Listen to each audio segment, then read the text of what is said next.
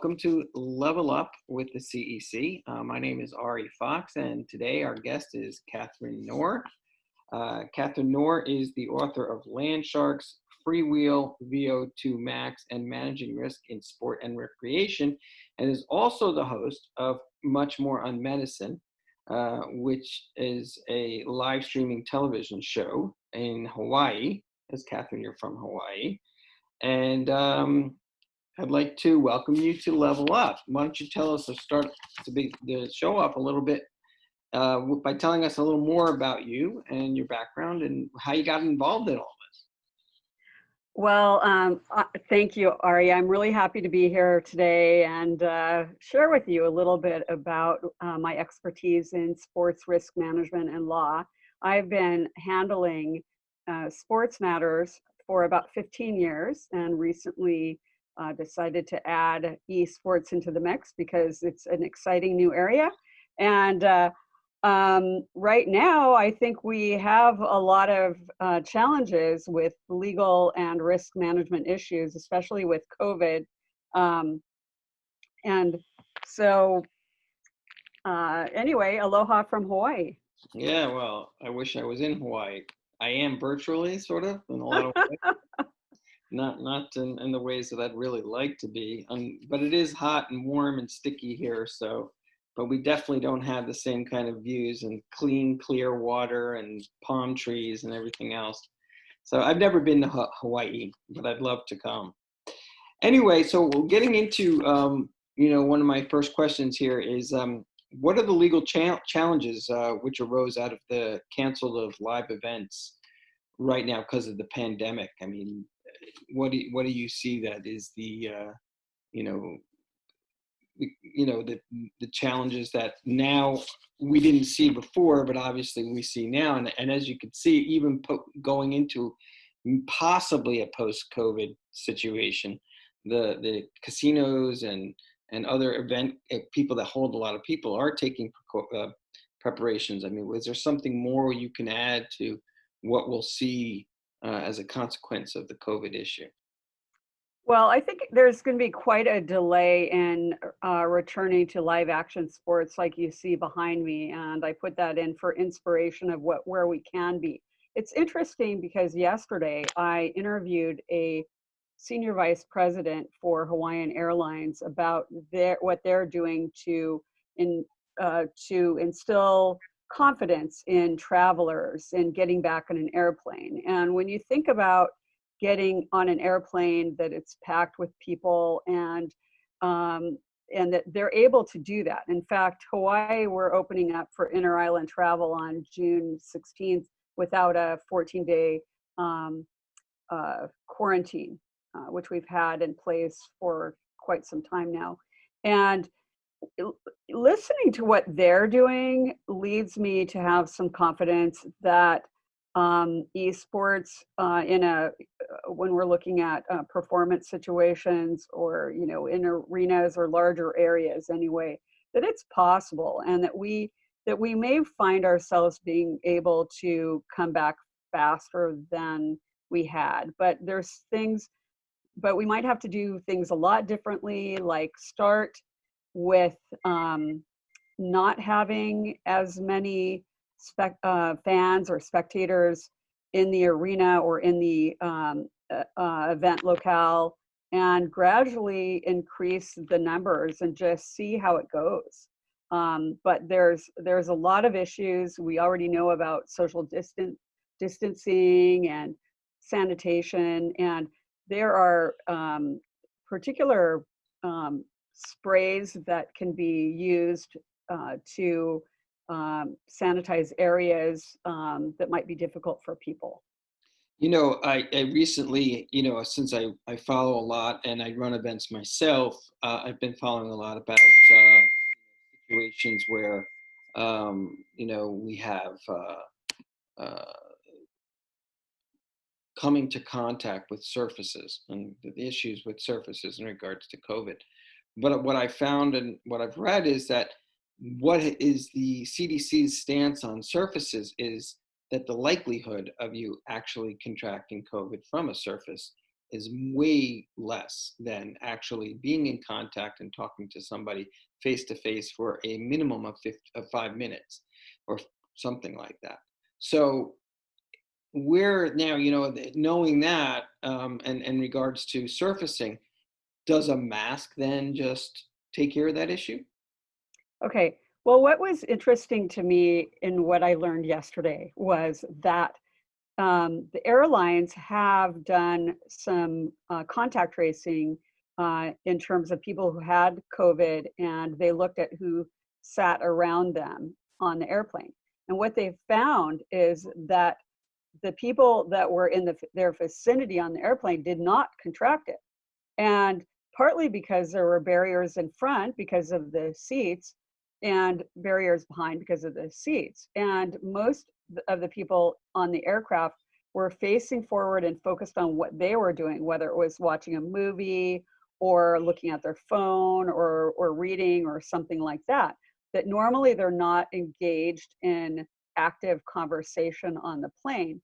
But if you put people with wearing masks, you have them facing forward and not engaging in communication directly at each other, then I think that would reduce the risk. However, you'd have to look at a spectator's how they interact with their environment, and you might want to have some social distancing by having spacing between them and perhaps in front, and making the arenas or the locales have fewer people. Well, what I also I've done and read a lot about is that it's not necessarily the face-to-face conversation, but respiratory droplets that will be in the air if there's conversation, if there's screaming and yelling and singing. I mean, this is one of the reasons why they sort of haven't lifted the ban on religious churches, synagogues, etc., because people are singing these reps. They may not be speaking to one another, but the respiratory droplets will sit in the air for a certain period of time, and that's where people can contract the COVID by walking through it, or it just blowing around based on the ventilation of the inside location. So Right. yeah. So what we're talking about is an arena that's a large arena in sports. The question is at that space level, being in that large of a space level, does the respiratory droplets stay in one place? Do they go away because it's so large? Or, for example, like an outdoor event, football or a baseball game or soccer, does that, it's now outdoors. And we've been, I've read a lot about the outdoors being a major encumbrance to respiratory droplets from staying in the air because of wind and all the other elements that we have outdoors. The droplets have a harder time, impacting people because they can't stay in the air quick enough. They just dissipate because everything into the atmosphere. Is that something you've come across, or? Yeah, it's interesting. In Hawaii, we have only 24 active cases left, which is remarkable. We're an environment with trade winds, and people do spend time outdoors. We do have a population that feels comfortable masking, and people are wearing face coverings everywhere they go. They do comply. Um, and people are concerned about grocery stores. However, we haven't seen much incidence of people um, contracting COVID-19 from grocery shopping. And, so that's an interesting phenomenon. I do think what you're saying about singing and talking and cheering and yelling, that is a very significant risk, especially when at sporting events, including esports, and especially interior sporting events where you do have that risk. But my my question would be whether, if you enforce some social distancing and mask wearing and allow people to go and resume when you have lower numbers in the population, and people are advised to wash their hands, to sanitize their hands, to not attend the event if they are having any symptoms or have been around people with symptoms. I think those are things that could be done to mitigate the risk. Right, right. And if you said you had an interview on your show with the Hawaiian Airlines executive, and its question is now, people can do and say and make these preparations with with the cleaners and the sprays and all of the other things. But then there's a question of how do we get over and communicate to, the Hawaiian Airlines, for example, how do they communicate to their customers to let them know that it's safe enough to come back? Without, now we're moving into a whole nother area in regards to how do you promote that, or is that part of your promotion? Is it part of that marketing campaign? Um, Maybe you might have some insight into that. I think public relations is an issue there. And one thing that is interesting about esports is that you have a younger population that will be attending. And so let's just say you're going to have a Rolling Stones concert versus an esports event. You're going to have a lot more difficulty getting the fans to a Rolling Stones concert because they're likely to be older. Whereas with esports, the younger people would be more likely to return and more quickly. So your promotional campaign of safety would probably be more effective because they may not feel those concerns. I think you would have a greater challenge in getting compliance rather than it's convincing them to return. Mm. So now, speaking of compliance, you are a lawyer. Yes. I don't know if I mentioned that in the beginning, and I introduced you. So, and this is your area of expertise is sports, and I guess now including the gatherings, and how do we handle the mitigation? How do we handle the congregation of people coming to watch events? So, what do you think should be the contract negotiations now moving forward as a result of COVID-19 and the crisis?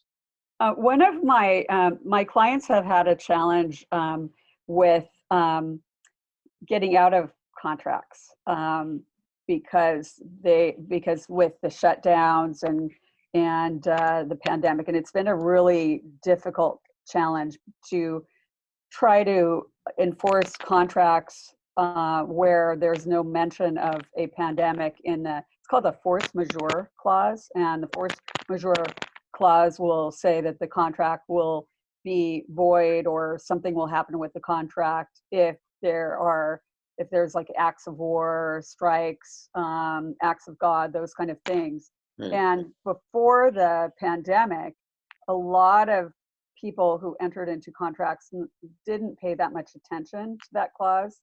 Mm. And it might be in their contract, but they didn't really read it or think it through. But the one thing that most people didn't think through was what would happen if there was a pandemic.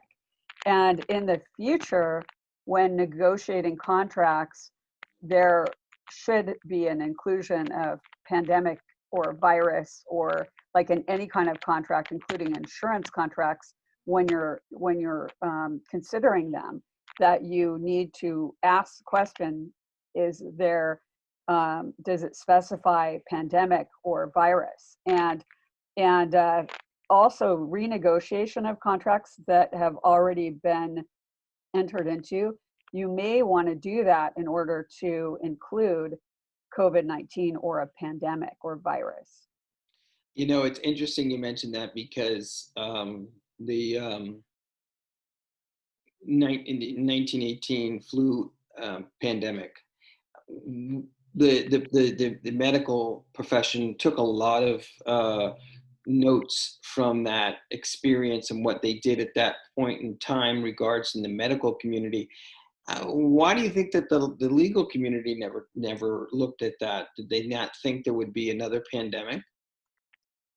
Well, I think there's no one has that in their recent memory. Um, Probably if you were to look at contracts back in, probably the 20s and 30s, you probably saw that. But, we've had a lot of wars in between, we've had a lot of things happen in between.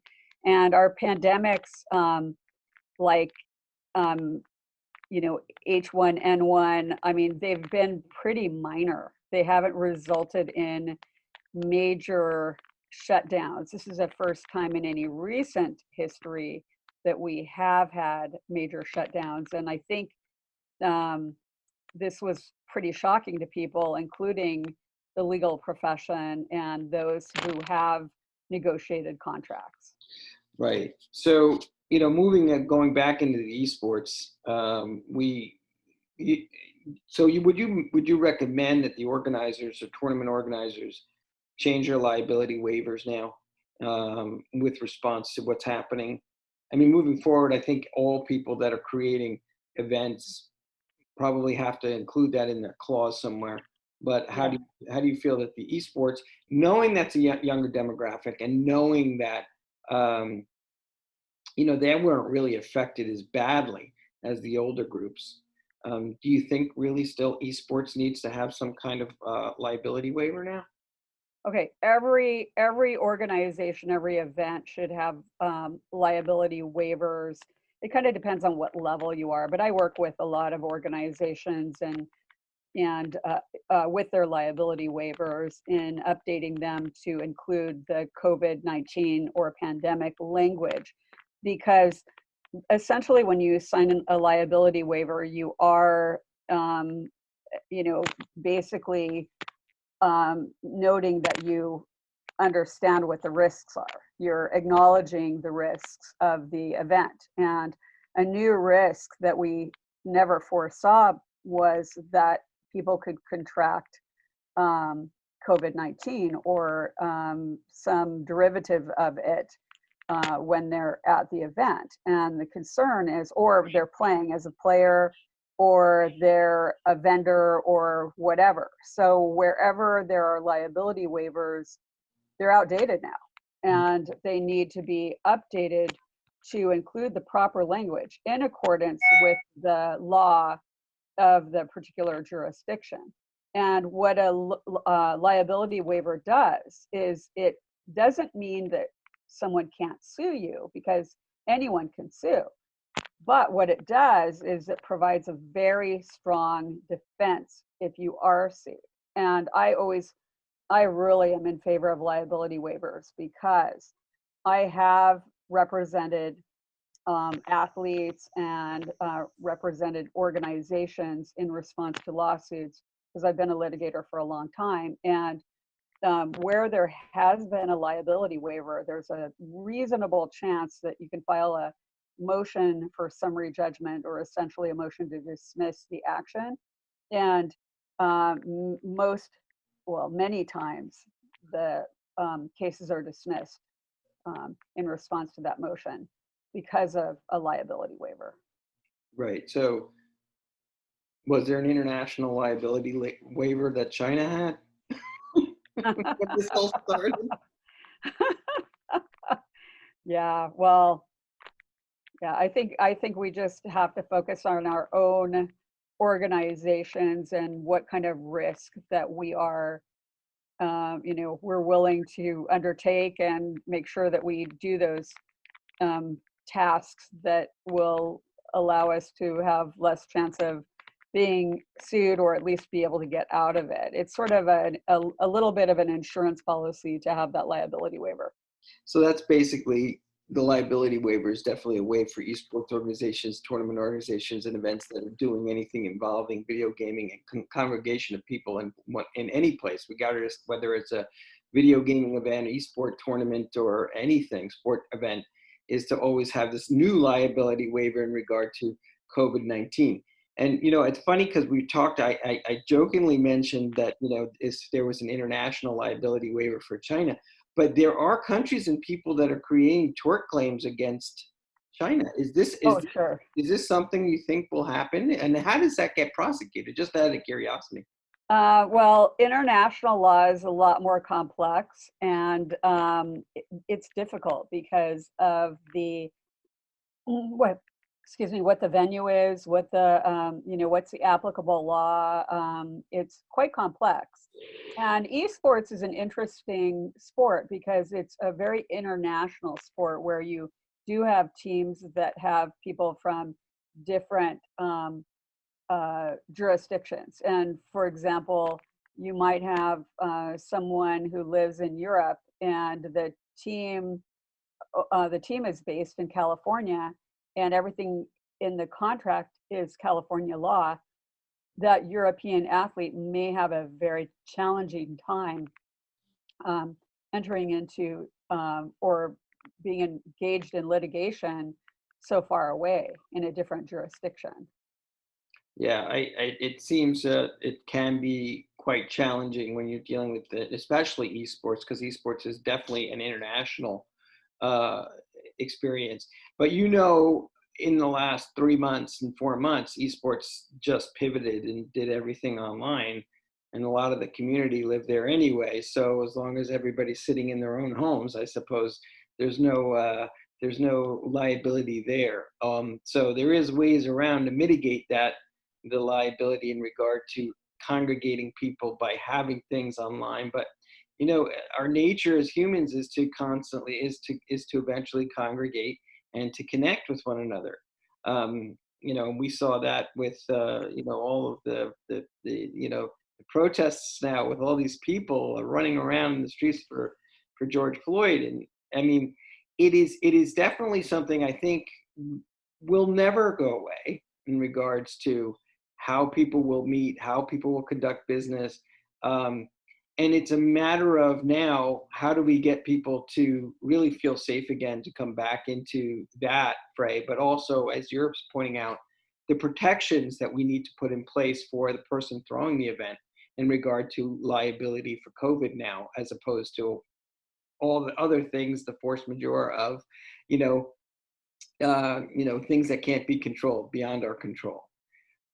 Well, So, what one thing that I always say is that yeah, try to prove that you've got COVID at my event, because I mean, you mentioned something interesting is people are out on the streets and they're gathering and they may be wearing masks, but they may not be, and they're if they're wearing a mask but someone else isn't, they may not be protected, and so we might see a greater rise of COVID-19. But my argument is always going to be that they did not contract COVID-19 at my event. They had contracted it when they were protesting right, or exactly. doing something else Or you doing know So moving forward now because CEC is about casinos, esports, etc.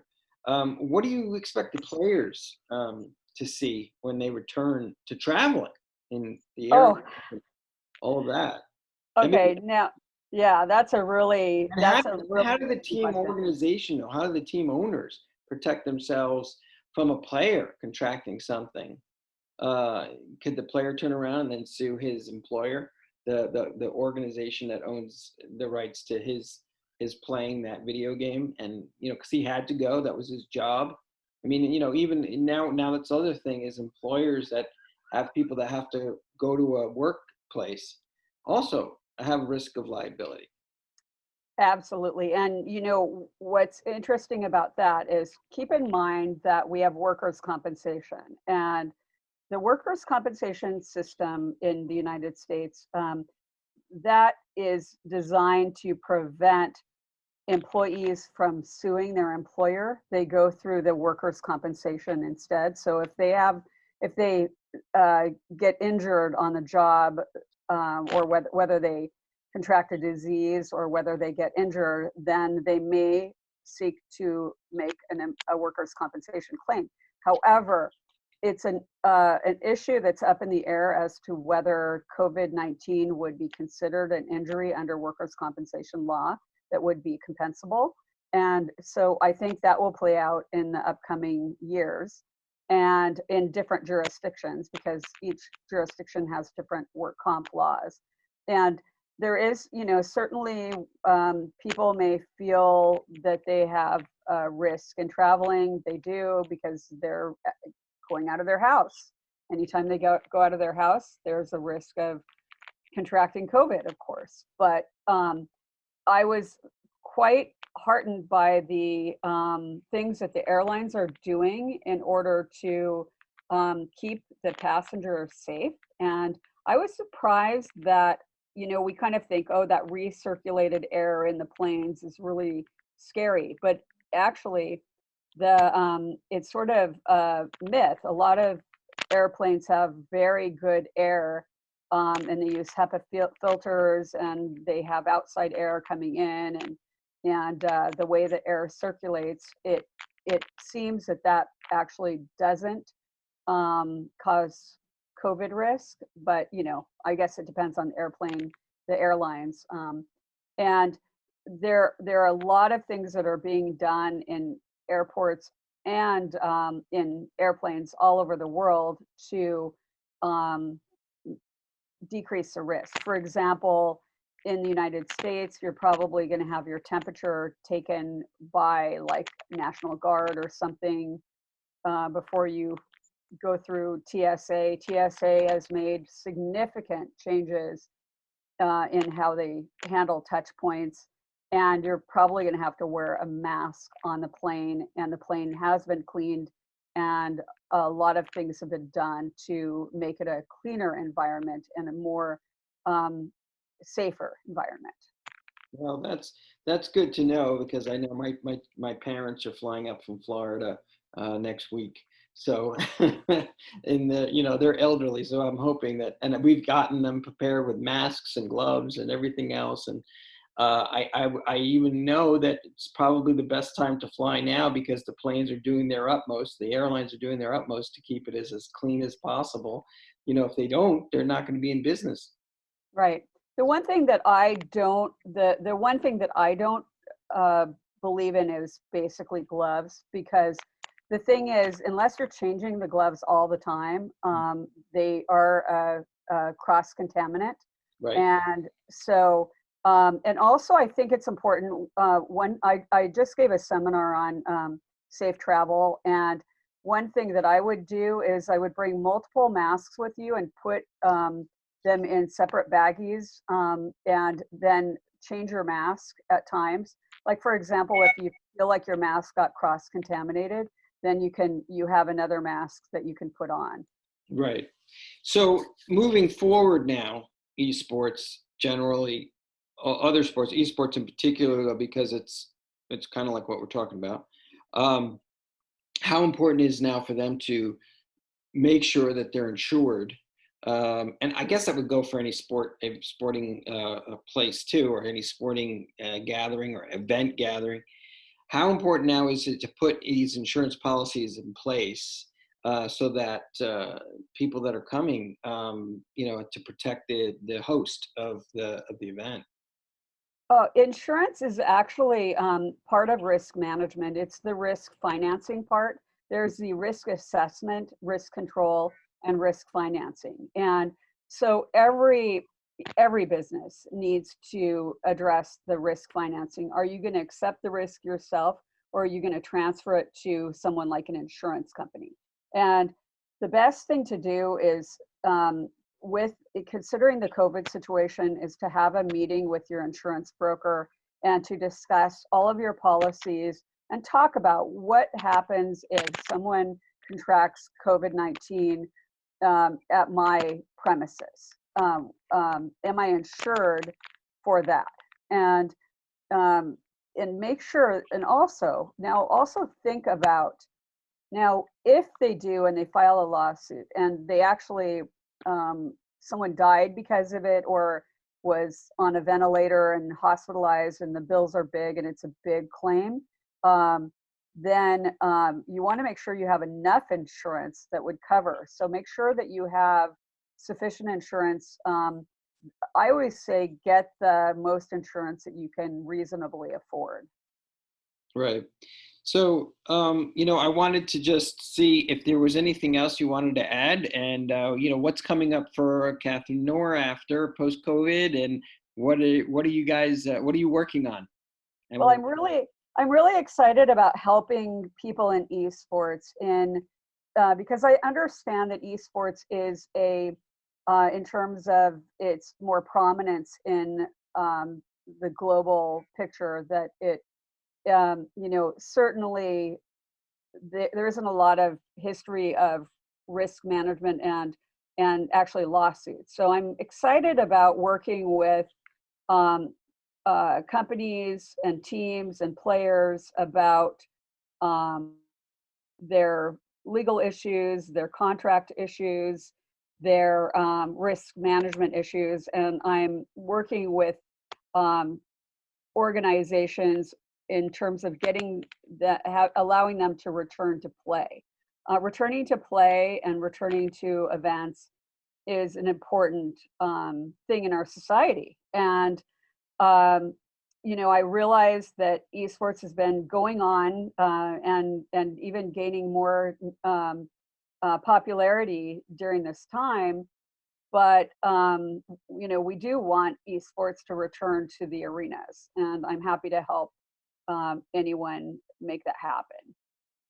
Well, I'd like to thank you, Catherine, for coming on the show today, and I hope that your information and what we spoke about here is enlightening to all of our viewers in esports, in the casino industry, the movie theater industry, and amusements.